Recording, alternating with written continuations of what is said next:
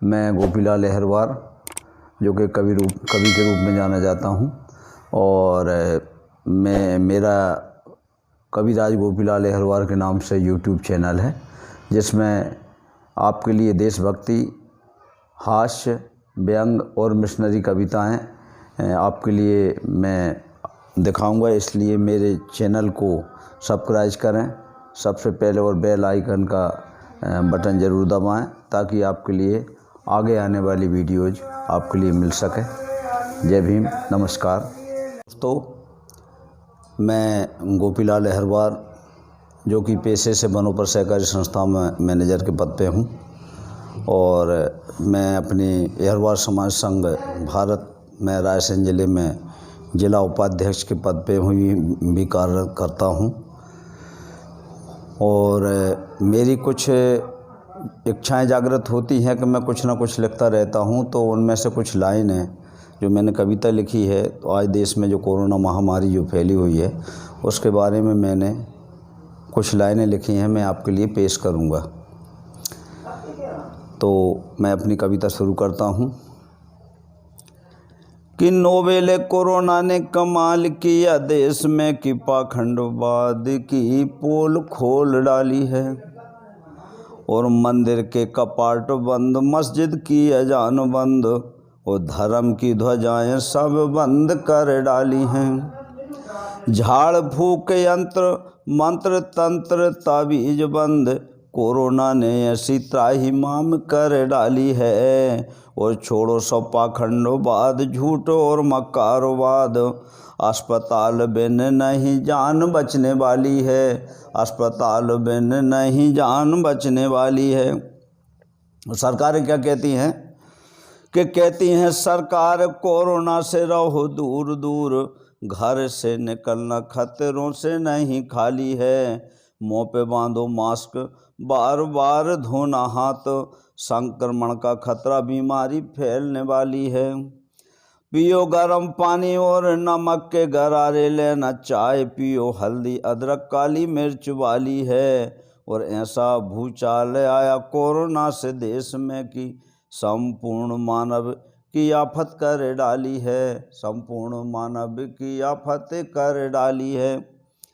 और क्या क्या बंद हुआ है साहब इस कोरोना के चक्कर में, वो देखिए आप। आज देश के अंदर जो है त्राही त्राही मची हुई है कि श्रमिक के रोजगार बंद, सारे हाट बाजार बंद, खेतों की फसलें अब चौपट होने आई हैं। तीज और त्योहार बंद, शादी और सगाई बंद, बंद हुए डीजे बैंड और शहनाई है। बच्चों की पढ़ाई बंद, मिलें कारखाने बंद, बंद हुई मेहमानों की आवाजाही है। और लॉकडाउन का जिसने किया जो उल्लंघन, तो लॉकडाउन का जिसने किया उल्लंघन, तो चालू है पुलिस के अब डंडे से पिटाई है, चालू है अब पुलिस के डंडे से पिटाई है।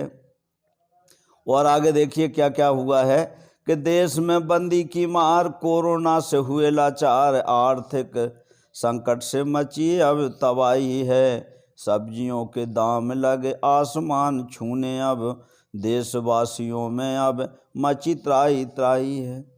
नजर बंद हो गए अपने घरों में, अपने आप बाहर निकलने की बिल्कुल मनाही है। और जनता मारी मारी फिर रही सारे देश में, बाहर कोरोना तूने आफत बनाई है, बाहर कोरोना तूने आफत बनाई है। और इस देश के नेता क्या क्या कर रहे हैं वर्तमान में कि करने गुलाम देश को वो तारू हो गए। ये हमारे देश के नेता करने गुलाम देश को वो तारू हो गए।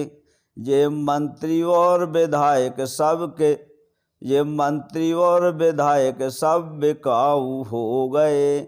चिंता नहीं है देश की न जन की है फिकर, ये देश की राजनीति सब दिखाऊ हो गए।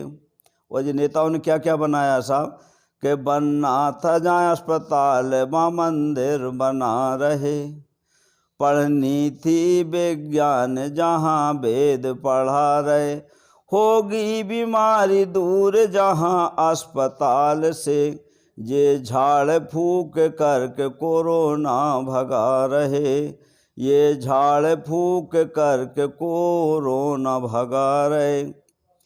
और साहब इन लोगों ने और आखिरी 4 लाइनें और आपके सामने पेश करता हूँ कि नेताओं के क्या है कि शक पकाते घिन मिनाते शब्दों का माहौल है, हिन हिनाती हंसी से दुनिया उड़ा रही मखौल है, और दिल की गहराई कहती है रुख बदलने लगी हवा, न यहाँ तुम्हारा मोल है न यहाँ हमारा मोल है, न यहाँ तुम्हारा मोल है न यहाँ हमारा मोल। सम्मानित साथियों, एक मेरी दूसरी और कविता है जो बोधिसत्व परम पूज्य बाबा साहब डॉक्टर भीमराव अम्बेडकर जी, जिनका जन्म मध्य प्रदेश में हुआ था, और उन्होंने अपने जीवन काल में क्या क्या सोचा था और क्या क्या संविधान में लिखा है, तो मैंने कुछ छंद में उनके लिए परोया है। और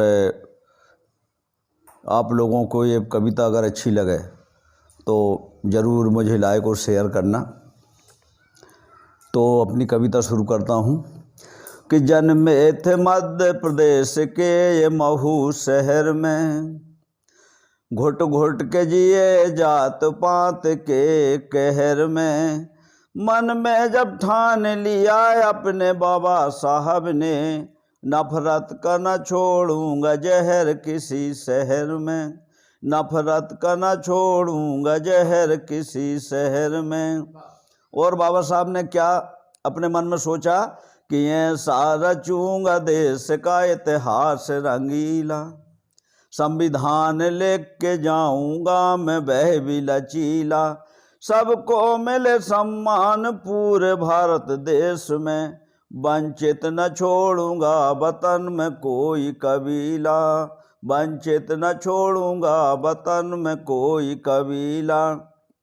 और ये संविधान ये बाबा साहब ने क्यों कहा था कि विदेशियों ने व्यवस्थाएं रची काल्पनिक, झूठी फरे भी बात नहीं कोई वास्तविक, जन जन के बीच जाके भंडा फोड़ करूँगा, सब समझ जाएंगे कि यहाँ क्या है वास्तविक, सब समझ जाएंगे कि यहाँ क्या है वास्तविक।